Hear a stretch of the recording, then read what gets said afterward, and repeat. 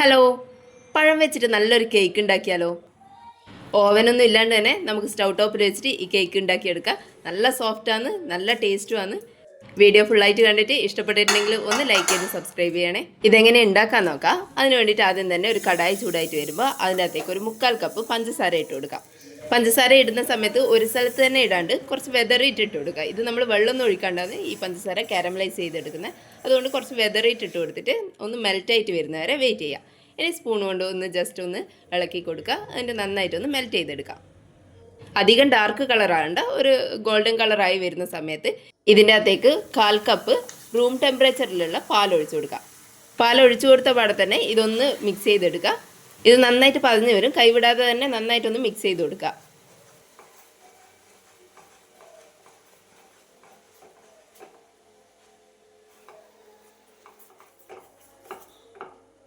നന്നായിട്ട് മിക്സ് ചെയ്തെടുത്തതിന് ശേഷം ഇതൊരു പാത്രത്തിലേക്ക് മാറ്റി വെക്കാം. ഇനി ഈ കേക്ക് ഉണ്ടാക്കാൻ വേണ്ടിയിട്ട് നന്നായിട്ട് പഴുത്തിട്ടുള്ള 2 നേന്ത്രപ്പഴം എടുത്തിട്ടുണ്ട്. അതൊന്ന് തൊലിയെല്ലാം കളഞ്ഞിട്ട് ഒരു പാത്രത്തിലേക്ക് ഇട്ട് കൊടുക്കുക. കുറച്ച് വലിയ പാത്രത്തിൽ തന്നെ ഇട്ട് കൊടുക്കുക. ഇതിൻ്റെ അകത്താണ് നമ്മൾ കേക്കിൻ്റെ മിക്സ് മുഴുവനായിട്ടും ചെയ്തെടുക്കുന്നത്. ഇനി ഈ പഴം നന്നായിട്ട് ഫോർക്ക് കൊണ്ടോ അല്ലെങ്കിൽ സ്മാഷർ വെച്ചിട്ടോ നന്നായിട്ട് ഉടച്ചു കൊടുത്തതിന് ശേഷം ഒരു ബീറ്റർ വെച്ചിട്ട് നന്നായിട്ടൊന്ന് ബീറ്റ് ചെയ്തെടുക്കുക. അല്ലെങ്കിൽ മിക്സിയിൽ വെച്ചിട്ടൊന്ന് അടിച്ചെടുത്താലും മതിയാവും. ഇതുപോലെ പഴം നന്നായിട്ട് പേസ്റ്റ് പോലെ ആകുന്നവരെ ഒന്ന് അടിച്ചെടുക്കാം.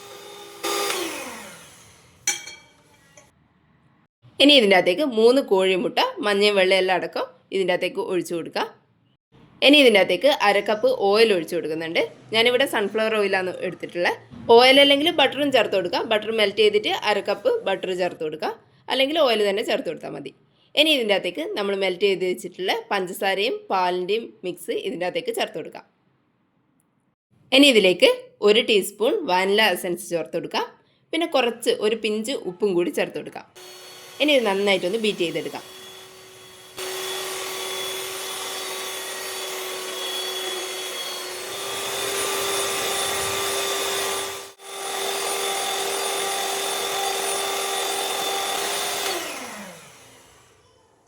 ഇനി ഒരു സ്റ്റെയിനറിലേക്ക് 1/2 കപ്പ് മൈദ ചേർത്ത് കൊടുക്കാം.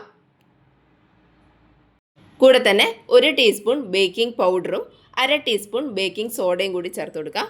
ഇനി ഇത് നന്നായിട്ടൊന്ന് അരിച്ചെടുക്കാം.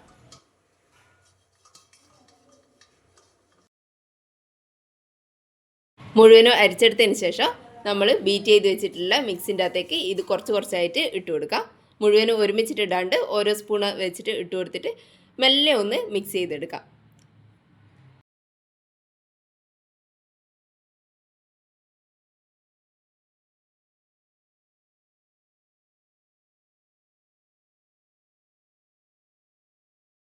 മുഴുവനും നന്നായിട്ട് മിക്സ് ചെയ്തെടുത്തതിന് ശേഷം ഇതിൻ്റെ അകത്തേക്ക് കുറച്ച് ഡാർക്ക് ചോക്ലേറ്റ് പൊടിച്ചെടുത്ത് ചേർത്ത് കൊടുക്കുക. ഇല്ലെങ്കിൽ ചോക്കോ ചിപ്സ് തന്നെ ചേർത്ത് കൊടുക്കുക. ഞാനിവിടെ ഡാർക്ക് ചോക്ലേറ്റ് പൊടിച്ചെടുത്തിട്ട് ചേർത്ത് കൊടുത്തിട്ടുണ്ട്. കുറച്ചൊന്ന് മാറ്റി വെച്ചിട്ടുണ്ട് ടോപ്പിൽ ഇട്ട് കൊടുക്കാൻ വേണ്ടിയിട്ട്. ഇനി ഇതും കൂടി ഒന്ന് ഫോൾഡ് ചെയ്തെടുക്കാം.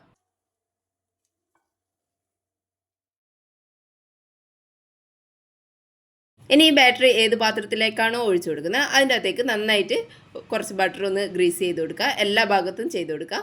ഇനി ഇതിനകത്തേക്ക് ഒരു ബട്ടർ പേപ്പറും കൂടി വെച്ച് കൊടുക്കുന്നുണ്ട്.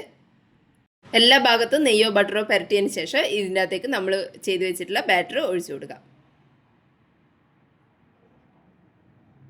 മുഴുവനും ഒഴിച്ചു കൊടുത്തതിന് ശേഷം ബബിൾസ് ഒന്നും ഇല്ലാണ്ടിരിക്കാൻ വേണ്ടിയിട്ട് ഒന്ന് ഇതുപോലെ തട്ടി കൊടുക്കാം. ഇനി ഇതിൻ്റെ മേലെ നമ്മൾ മാറ്റി വെച്ചിട്ടുള്ള ചോക്ലേറ്റിൻ്റെ പീസ് കുറച്ച് ഇട്ട് കൊടുക്കാം. നമ്മൾ ഈ കേക്കിൻ്റെ മിക്സ് ഉണ്ടാക്കിയെടുക്കുമ്പോൾ തന്നെ ഒരു 20 മിനിറ്റ് മുന്നേ ഇതുപോലെ വലിയൊരു പാത്രം ഒരു മീഡിയം ഫ്ലെയിമിൽ ചൂടാകാൻ വേണ്ടിയിട്ട് വെക്കുക.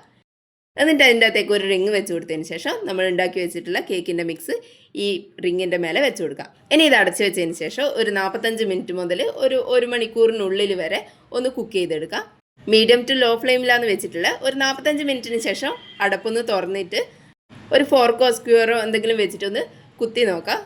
അതിൻ്റെ അകത്തേക്ക് ഒട്ടിപ്പിടിക്കുന്നുണ്ടെങ്കിൽ കുറച്ച് നേരം കൂടി അടച്ചു വെച്ചിട്ട് ഇതുപോലെ തന്നെ കുക്ക് ചെയ്താൽ മതിയാവും. ഇതൊരു 45-50 മിനിറ്റിനുള്ളിൽ നന്നായിട്ട് കുക്കായിട്ട് വന്നിട്ടുണ്ട്. ഫ്ലെയിം ഓഫ് ചെയ്തതിന് ശേഷം പുറത്തെടുത്ത് വെക്കാം. ഇതിനെ നന്നായിട്ട് ചൂടാറുന്നവരെ വെയിറ്റ് ചെയ്യാം. കുറഞ്ഞതൊരു 2 മണിക്കൂറെങ്കിലും വെയിറ്റ് ചെയ്തതിന് ശേഷം ഇത് ഈ പാത്രത്തിൻ്റെ അകത്ത് നിന്ന് എടുത്ത് മാറ്റാം. എല്ലാ സൈഡിലും ബട്ടർ പേപ്പർ വെച്ചതുകൊണ്ട് നമുക്ക് ഇതുപോലെ തന്നെ മറിച്ചിടുമ്പോഴേക്കും കയ്യിലേക്ക് വന്നിട്ടുണ്ടാവും. ഇനി ബട്ടർ പേപ്പറെല്ലാം അതിൻ്റെ മേലെ നിന്ന് എടുത്ത് മാറ്റാം. ഇത് കാണുമ്പോൾ തന്നെ മനസ്സിലാവും കേക്ക് നല്ല പെർഫെക്റ്റ് ആയിട്ട് വന്നിട്ടുണ്ട്. ഉള്ളിൽ നന്നായിട്ട് കുക്കായിട്ട് വന്നിട്ടുണ്ട്. എളുപ്പത്തിൽ ഉണ്ടാക്കാൻ പറ്റുന്നതേ ഉള്ളൂ. അളവെല്ലാം കൃത്യമായിട്ട് ശ്രദ്ധിച്ചു കഴിഞ്ഞാൽ നമുക്ക് അടിപൊളിയായിട്ട് കേക്ക് വീട്ടിൽ തന്നെ ഉണ്ടാക്കിയെടുക്കാം. നന്നായിട്ട് പഴുത്ത പഴമെല്ലാം വീട്ടിലിരിക്കുന്നുണ്ടെങ്കിൽ ഇതുപോലെ ഒന്ന് ഉണ്ടാക്കി നോക്കേ. വീഡിയോ കണ്ടിട്ട് ഇഷ്ടപ്പെട്ടിട്ടുണ്ടെങ്കിൽ ഒന്ന് ലൈക്ക് ചെയ്ത് സബ്സ്ക്രൈബ് ചെയ്യണേ. താങ്ക്